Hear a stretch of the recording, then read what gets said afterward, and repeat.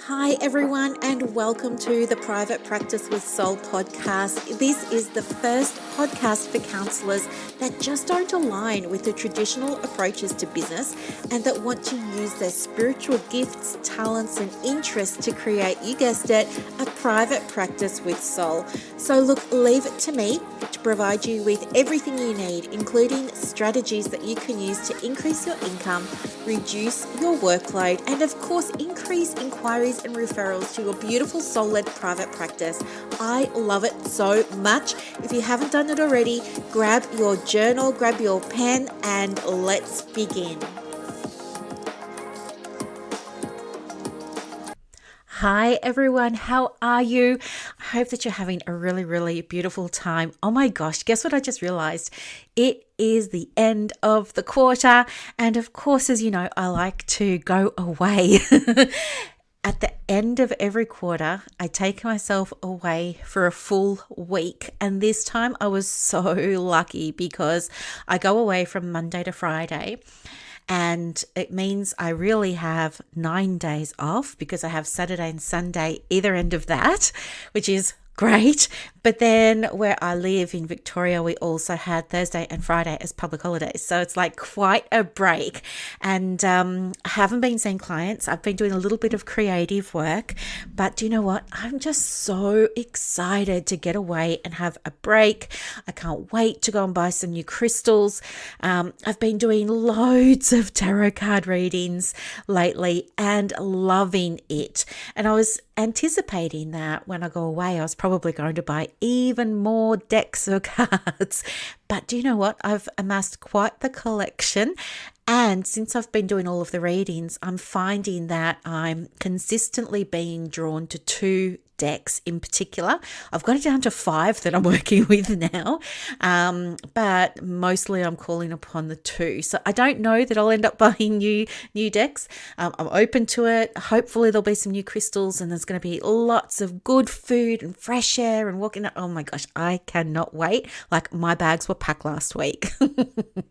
And yeah, Gabe is doing well. I took him to the vet on, when was it? Thursday, and he's got his new medication and everything, and the vet was lovely. I really like this vet. You know, I have to say, just between you and I think there was some chemistry there, which is just lovely. He kind of reminds me of one of the Three Musketeers. You know, he's kind of got that D'Artagnan / Zorro vibe about him. He's really lovely, and he just loved Gabe, and Gabe loved him, which is saying something because Gabe doesn't like many people. Gabe and I are introverts, as you know, so it's a big deal for Gabe to like someone. So I was kind of taking that as a big tick of approval as well. And the vet wants to see Gabe and I in 4 weeks' time. So we're kind of both really looking forward to that visit now. Okay, what else can I tell you? All right. I'm just going to dive into the podcast. So this podcast episode has come about because, as you know, we're celebrating a milestone as well. We're celebrating 10,000 therapists in my community now. So that's my online groups, memberships, and email. It's 10,000 people. So thank you. I must be doing something right, I hope, to be attracting new people. Some of this recently has been due to Facebook ads. So thank you everybody who downloaded the referral letters and joined groups as a result of that. Thank you, thank you, thank you. And thanks for staying. Like, it's just so lovely to have such a diverse group of people in the community.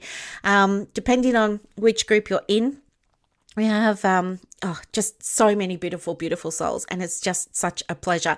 But one of the things that came up during the week was a couple of people want to do programs and courses, which I totally understand because I deliver them too, and I love them so much because my energy, as you know now, is moving away from one-to-one. So I'm winding that all down and doing more of the group coaching. And I'll tell you, there's so much to tell you. I feel like it's been such a long time since we caught up, but it hasn't. It's only been 4 days.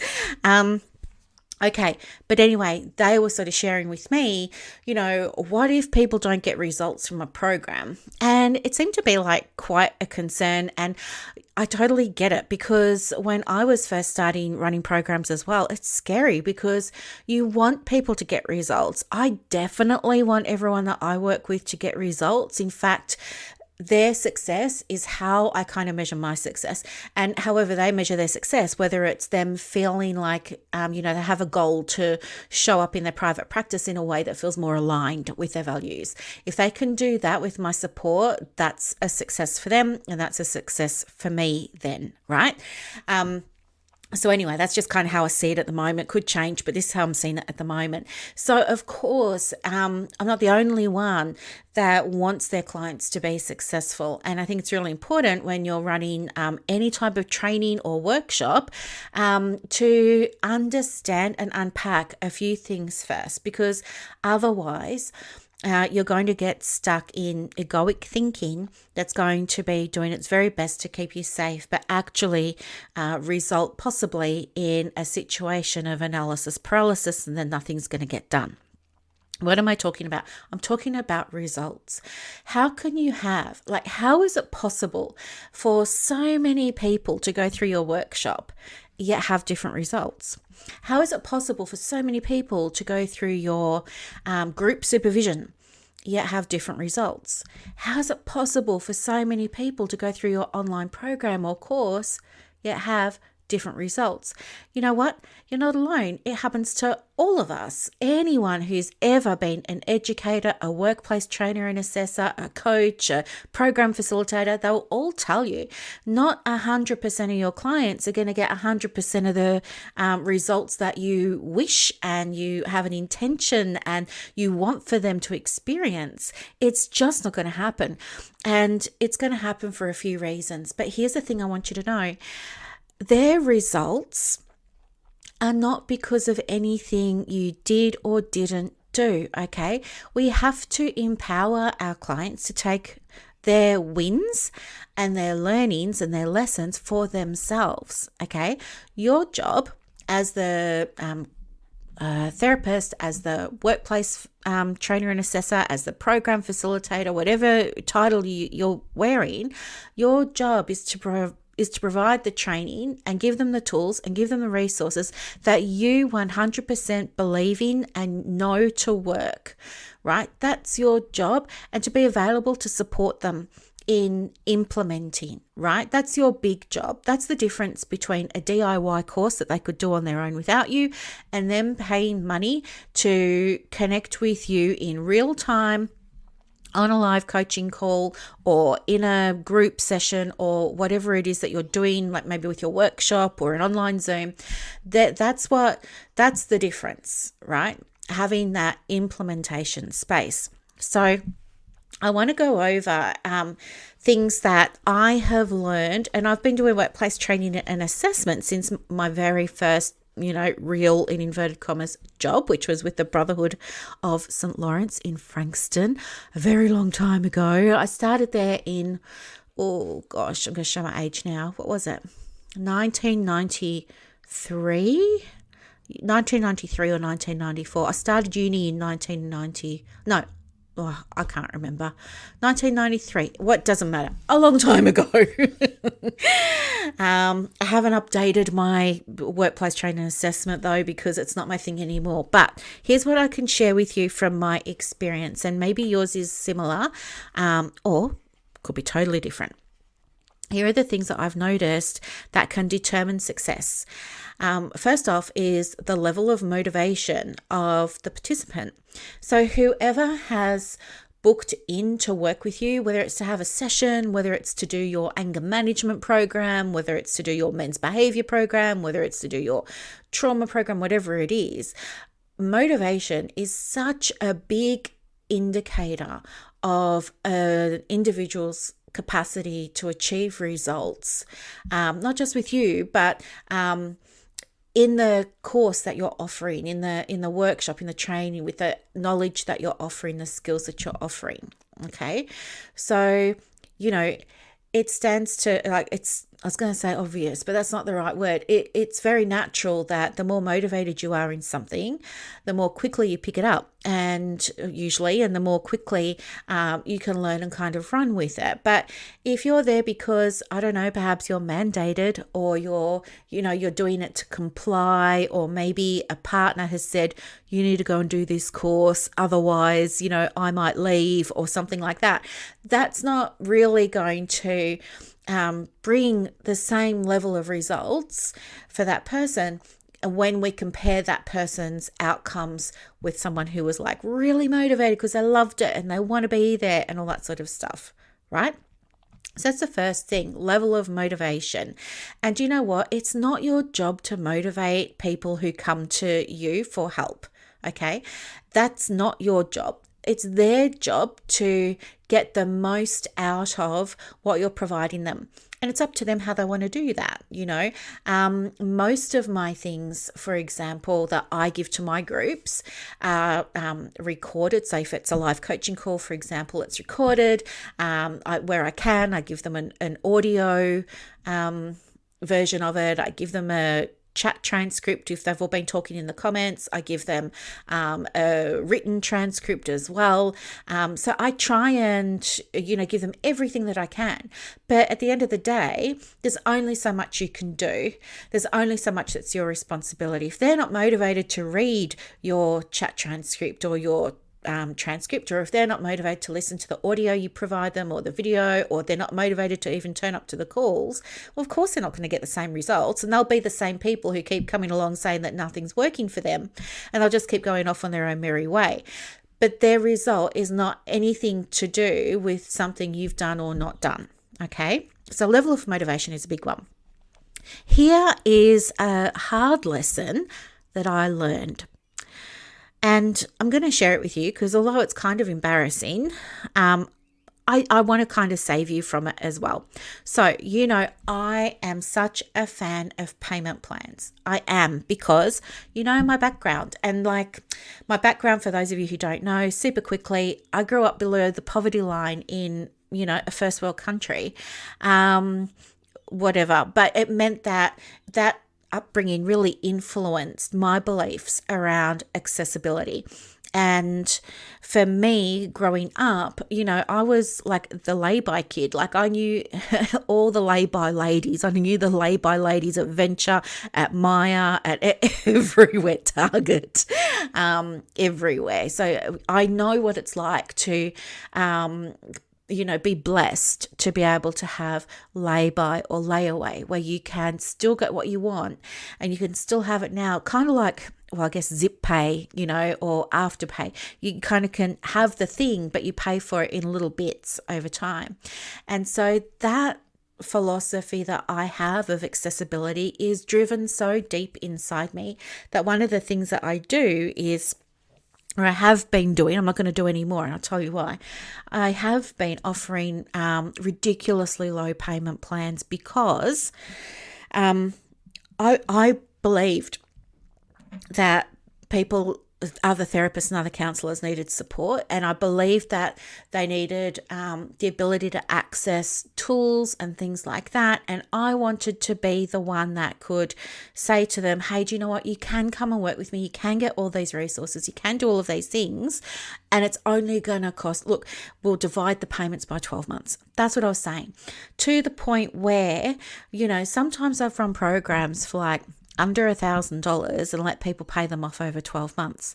But here's the thing with that. This is my lesson to learn that I want you to take on board. Now, it may not be yours, but it's mine. What's happened is that I've delivered the work, or you can deliver the work, you can deliver the resources, you can deliver the calls, you can do all of the things, because in your heart, it's your highest intention to really give them a leg up, to really help these people. And what can happen sometimes, and what does happen sometimes, is because the investment's so low, people don't value it. And what happens is, they don't take full advantage of everything. Maybe don't turn up to calls. Maybe don't download your resource. Maybe don't read your handout. Maybe they don't do the homework that you give them. Maybe, you know what I mean? Like, you get the idea. And then they're not going to get results, right?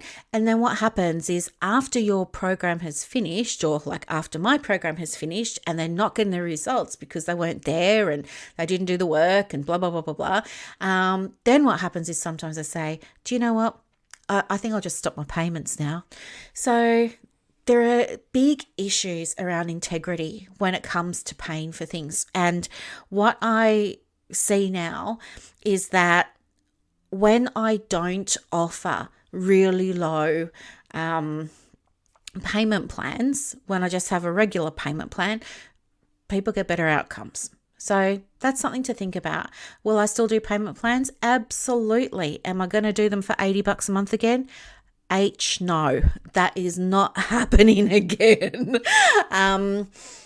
In future, so Clients on Demand is a program that I love, love, love, love, love. I'm just using this as an example because it's relaunching soon. It's going through rebrand at the moment, and I'm loving talking to everybody in that group about it. And it's been so much fun because we're renaming it, and there's going to be whole new branding.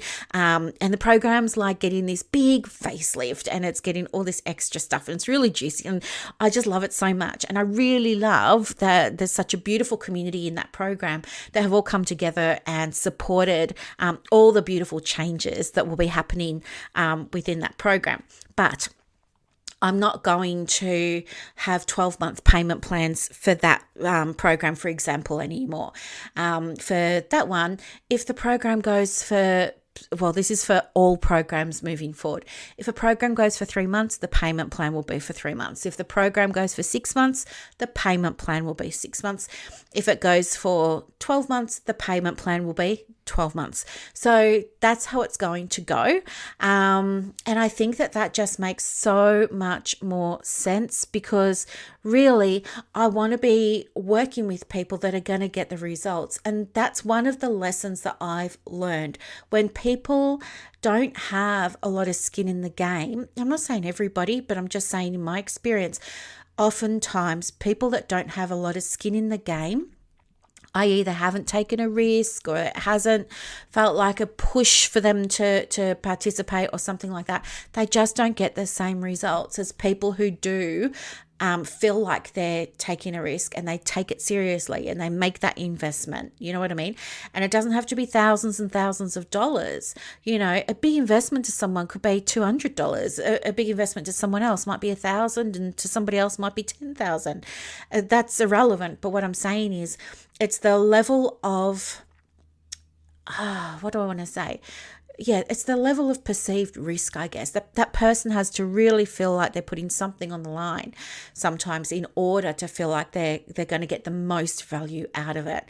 And so this is why it's so important when you're doing counseling, or when you're doing your workshops, or when you're doing your programs, that you charge accordingly for them.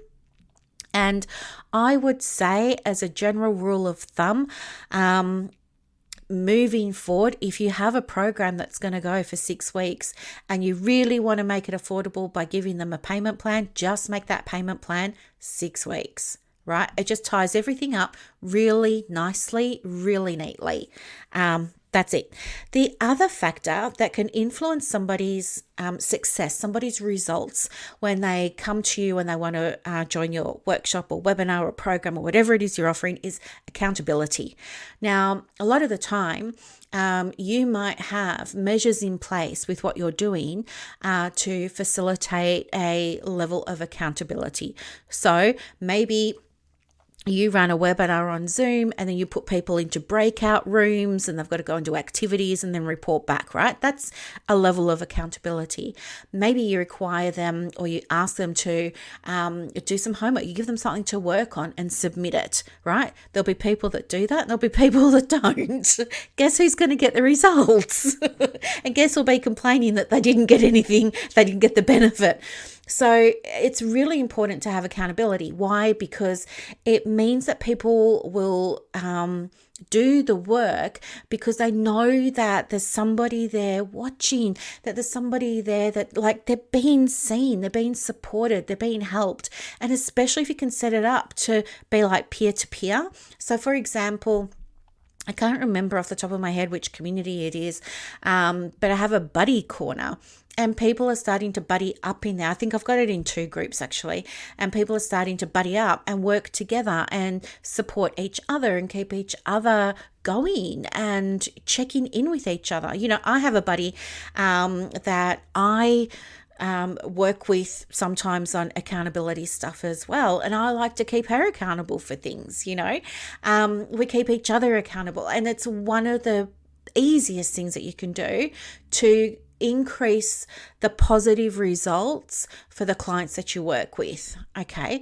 So if you're in a group or you're doing group facilitation or workplace training or whatever it is, certainly having some kind of accountability in there, even if it says something to them like, at the end of this module, you're going to have to do a little test or you'll be given a quiz, and you will need to pass that so you can go on to the next stage. Even something like that is a measure of accountability. But traditionally, when there is a good level of motivation, somebody's paid to be there and stretch themselves to do that, and there's a level of accountability, guess what? Those people get results, okay? The other thing too is to support your clients with implementation, okay? So you know what? Maybe whatever you're running could be stuff that they could go and Google, right?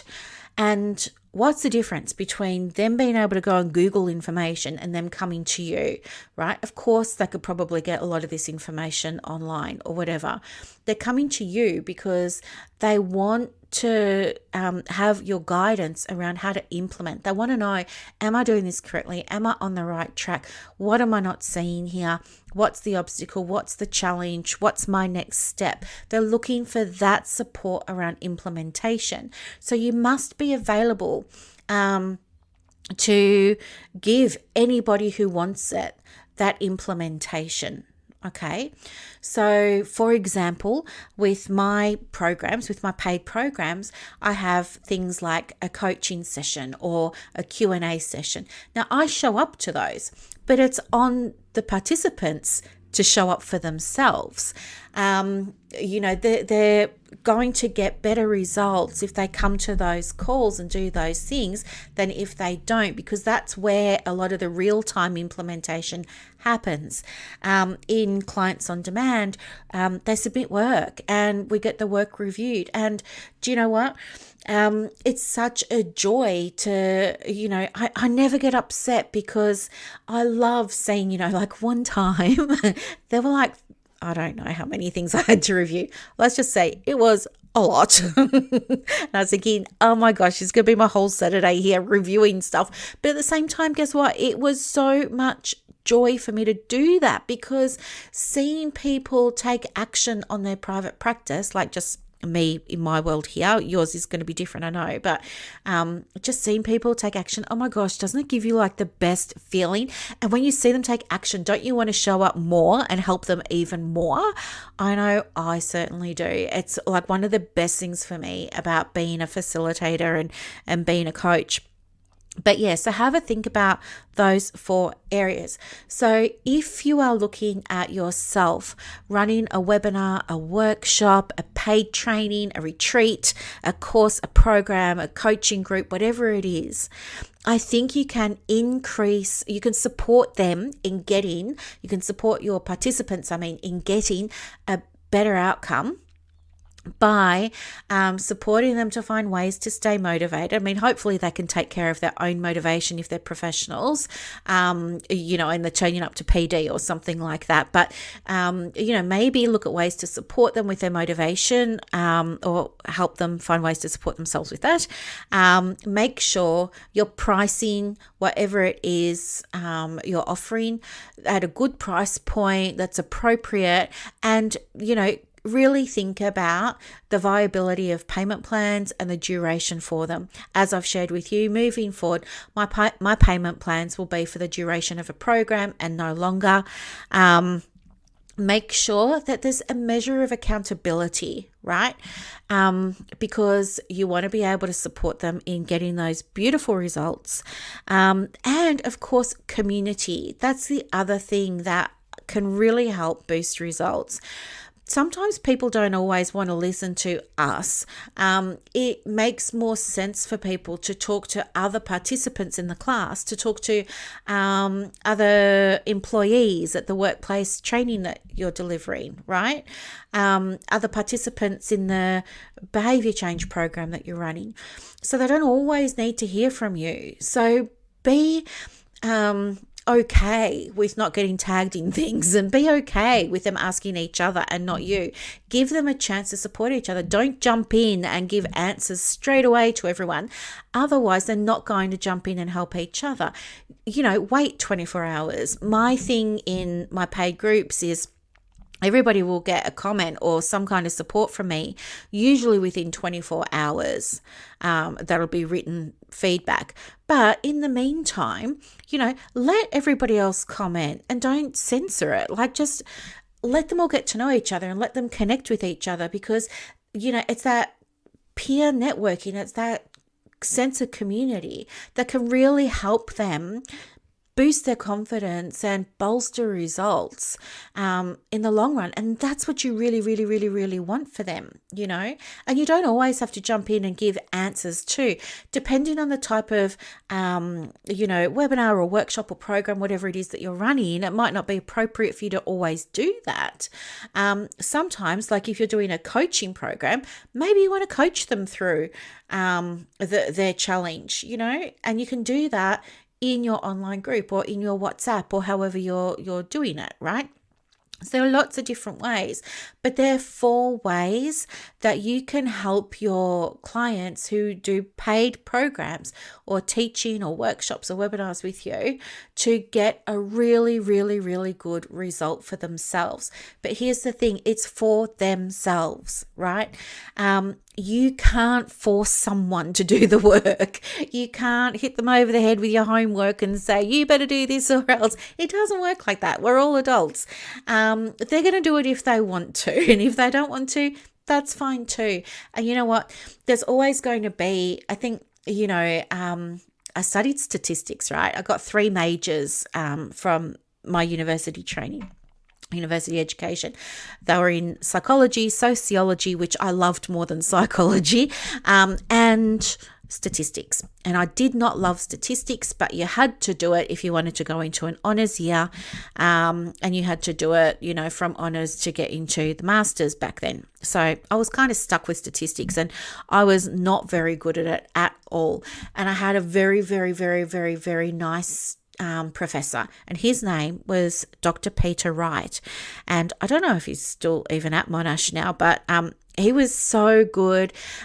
He was kind of strict, but he had a twinkle in his eye, and I got along with him really, really well. And sometimes he would even stay back after tutes and things like that because I'd need help, and he would offer to give me help. And I really appreciated him being available to help me get the results. And it took ages for me to learn some concepts. I mean, we had to do things like MANOVAs, ANOVAs, linear regression. I mean, by hand, all this stuff that's available now on computer, like SPSS. But I was doing a lot of it by hand initially. And he was just so helpful. He gave me time, and this was going somewhere. But yeah, one of the things that he taught me that I never, ever, ever forgot was about the bell-shaped curve. And the bell-shaped curve just looks like a hill. It looks like a cross-section of a hill. And the tails of the hill never touch the grass, right? They never touch the ground. They kind of always hover above the ground. And he used this bell-shaped curve to teach me about things like standard deviations from the mean and all of this sort of jazz. And I said to him, but I'm never going to use this. Like, I'm not going to use this in counseling. I'm not going to use this in psychology. And he said, well, yes, you will. And I said, well, teach me how I'm going to use it. And he said to me, at any point in time, you can use a bell-shaped curve to understand what might be going on with something. And so if we use the bell-shaped curve to look at your participants' results in something, what we know is that you're going to have, so imagine in your cross-section of the hill, right? Just imagine drawing a hill, kind of like the astrological sign of Libra, right? You got that hill. The bottoms of the hill go out to the edge of the page. They never touch the ground. You've got a line across the bottom of the ground. The thin bits on the left and the right are 5% roughly. So you know that 5% on the right of the hill are people who are going to be your biggest fans. They're going to love you. They're going to love your program. They're going to love your course. They're going to love your webinar or your workshop, your training, whatever it was that you did. They are going to tell everyone about it, and they're going to say how amazing you were. And then we start to move back into the hill, right? So the hill, the top of the hill is where most of the people are, and kind of either side of that. And we call that the average. So on average, most people are going to go, yeah, it was a good course. It was fine. It was okay. She did a fine job. You know, they're kind of not your biggest fans and they're not your biggest haters. They're just kind of in the middle and they're pleasant, right? And then you've got the other 5% on the left, and they're going to be the people who didn't do the work, who didn't implement, who didn't turn up to the calls, who didn't ask you to review their stuff, or if you did review their stuff, they never took your feedback on board and they still went off doing their own thing anyway, and who come back and they're like, it's not working for me. I still haven't got this result of whatever it is you're teaching them. And they might go and even say negative things about you and stuff like that. Like, that's how strong it is for them. You can't do anything about it. This is life. This is the bell-shaped curve. This is just how it happens. It's science.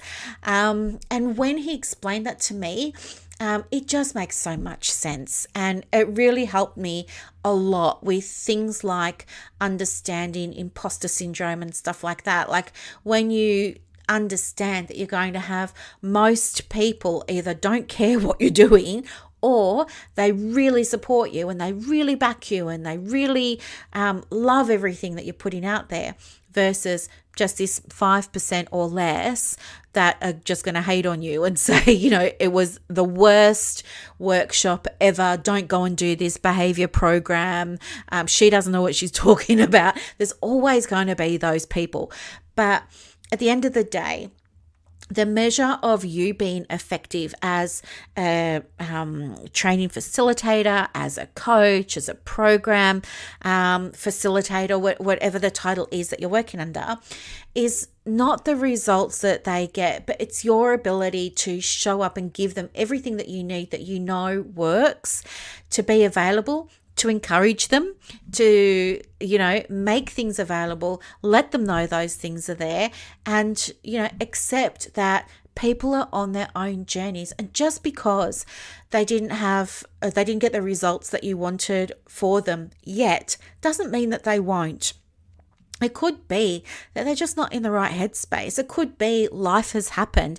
It's rarely anything to do with you and what you're teaching. So don't take it personally, okay? Their results belong to them. You're not responsible for their results, okay? So I hope that answers your question. For those of you who are wondering about, you know, I just feel so much pressure to get results for everyone. Their results are not your business. They are responsible for their results and what they get out of things. What you're responsible for is making sure you're giving them the things that work, that you know work, that you've used yourself, that you have tested or trialed, or they've been tested and trialed, all those sorts of good things. Making sure that there's opportunities for them to have a community to collaborate with, making sure there's opportunities for them to support each other and ask each other for help and ask each other for questions, making sure they've got good accessibility for things. So where you can have things in visual, audio, and written form, all those sorts of things, they're your responsibility, okay? And you show up for the calls, unless of course you're sick or something like that, but you have to show up as well. You can't expect them to if you're not going to. So Does that all make sense? You can absolutely go ahead and create the program that you want to create and support them in getting the results that they themselves really, really, really want to have if you follow those 4 steps. It's going to be motivation, the right investment, a good level of accountability, and having community around them. Okay, so I hope this was helpful. In other news, guess what? The little Etsy shop. Oh my gosh, it's really taken off. It's got 46. No, that's not true. I'm making it up now. I think I've got 42 or 43 products in there now. And the ones that I put up this morning, so beautiful. They're affirmation cards, and they're printable. So they're just a PDF. You just download them and print them off. If you want them in another color, let me know. But look, I have stuff on there like money mindset journals or money abundance journals, confidence booster journals, worksheets, templates, social media posts. So quotes seem to be popular at the moment. So I've made like bundles of 98 quotes for therapists, and also I put together 98 Socratic questions. How good is that? So a Socratic question means that you can you use this in Canva. You can open it up in Canva, and you can change your colors and add your logo and do all that sort of fun stuff. But the questions that will cause whoever reads them on your social media to reflect, to pause, to reflect. And then hopefully they're going to comment. And this is wonderful because it means you get to start a conversation or continue a conversation with potentially a brand new person in your audience. And when you get to do that, you get to build the know, like, and trust factor. And then you're going to start to see more people booking into your diary. I know, right? Do you love it? I love it so much. I was thinking I should use these on my posts, but at the moment, I'm just posting what I'm putting up in my shop. I'm trying to post 1 or 2 new products every day. And I have noticed, and you can go and have a look at it too, but I've noticed that my Etsy posts get a lot more engagement than any of my other posts. So maybe I'll just give the other posts a break for a while and I'll let Etsy do its thing. I'm just sharing from Etsy onto my private practice with Soul Facebook page. So yeah, I think for now I will just continue to post the Etsy updates as they happen. But yep, thank you very much for listening to another episode. Oh, wait, one more thing just before I go is I heard about a brand new program that's being run by a company called the Team Approach. And the program is called STAP, which stands for Soul Traders Assistance Program. It's like EAP. Well, it's not like, it is an EAP for us. Can you believe it? It was so good because I haven't heard, correct me if I'm wrong, but I haven't heard of any therapist providing EAP specifically to solo practitioners before, and doing it in a way that was really super accessible.